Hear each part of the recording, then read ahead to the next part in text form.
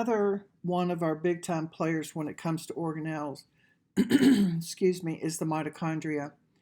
Now, you know the mitochondria as the powerhouse of the cell, but the reason they call it that, guys, is because the mitochondria is where cellular respiration occurs. This is the organelle that when we eat glucose, C6H12O6, we break it down into ATP.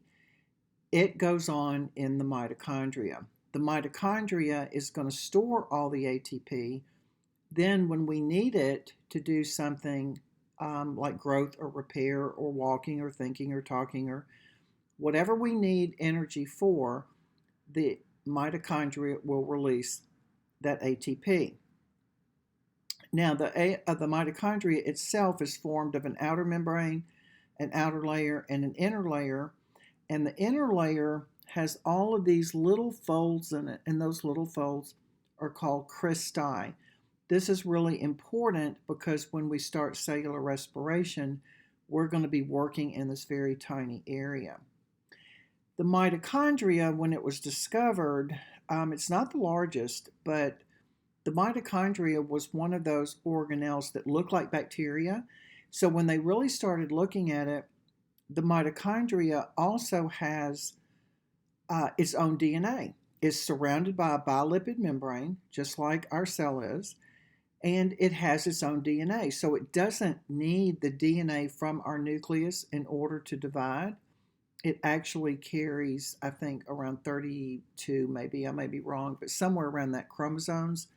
So because of that, they really thought, hey, if this organelle has its own DNA, then it must have lived on its own at some point. So they think that the mitochondria was actually living on its own and it just was very small and it kind of buddied up against a larger cell and that larger cell incorporated it.